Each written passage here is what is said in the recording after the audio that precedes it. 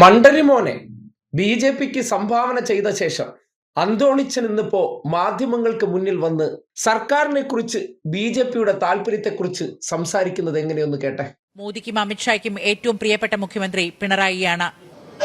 മോദിക്കും അമിത്ഷായ്ക്കും ഏറ്റവും പ്രിയങ്കരൻ കേരള മുഖ്യമന്ത്രിയാണ്. വാക്കുകൾ എന്തായാലും പദപ്രയോഗം എന്തായാലും കേരളത്തിൽ ബി.ജെ.പി മാർക്സിസ്റ്റ് അന്തർധാര ഉണ്ട്. മോദിക്കും അമിത്ഷായ്ക്കും പ്രിയപ്പെട്ടത് പിണറായിയാണത്രേ. സ്വന്തം കുടുംബത്തിലെ മോൻ, കണ്ടവന്റെ മോനല്ല, സ്വന്തം രക്തത്തിലെ മോന് ബി.ജെ.പിക്ക് അയിത്തമില്ല. ബി.ജെ.പിക്ക് പോയപ്പോൾ ഷോൾ അണിയിച്ച് ഉമ്മ കൊടുത്തു വിട്ട അതേ മഹാൻ വന്നിരുന്ന് ഈ വാചകം പറയണമെന്നുണ്ടെങ്കിൽ ചില്ലറ ഉളുപ്പല്ലല്ലോ. കേരളത്തിലെ മനോരമ പോലുള്ള ചില ക്രിസ്തീയ മാധ്യമങ്ങളുടെ രാഷ്ട്രീയത്തിലെ സംഭാവനയാണ്. ഒരു ഗുണവും ഇല്ല, ഒരു മണവും ഇല്ല. എന്താണ് ഇദ്ദേഹത്തിന്റെ രാഷ്ട്രീയ കാലയളവ് എന്നെടുത്ത് പരിശോധിച്ചാൽ നാട്ടിനും ഗുണമില്ല, വീട്ടിനും ഗുണമില്ല.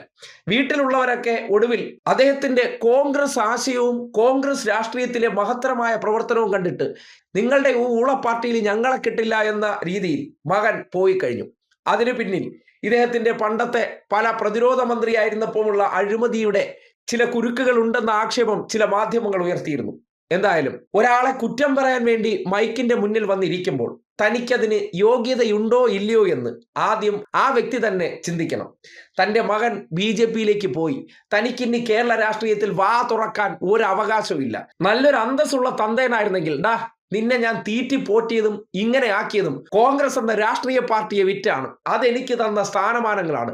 ആ ചോറ് വാങ്ങി നക്കിയിട്ട് നീ നേരെ ബി.ജെ.പിയിലേക്ക് പോവുക എന്ന് പറഞ്ഞാൽ അത് കോൺഗ്രസിനോട് കാണിക്കുന്ന നെറുകേടാണ്. അല്ലെങ്കിൽ ഉണ്ട ചോറിന് നന്ദി കാണിക്കാതെ മുണ്ടുപൊക്കി കാണിക്കുന്ന അവസ്ഥയെന്നെങ്കിലും പറഞ്ഞു മനസ്സിലാക്കി കൊടുക്കാൻ അന്തോണിച്ചൻ എന്ന കഴിവുകെട്ട പിതാവിന് കഴിയണമായിരുന്നു.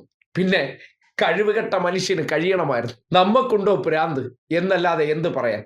എന്നിട്ട് കുറെ മാപ്രകൾ തിരിച്ചൊരു ചോദ്യവും ചോദിക്കാതെ ഇമാതിരി രാഷ്ട്രീയ വിടുവായങ്ങളുടെ തൊട്ടടുത്ത് പോയിരുന്ന് അവരുടെ വാചകങ്ങൾ എന്തോ മഹത്തരമായി അവതരിപ്പിക്കുന്ന ആ ഒരു പ്രത്യേകതരം മാധ്യമ പ്രവർത്തനം നാട് ശ്രദ്ധിക്കാതെ പോകരുത്.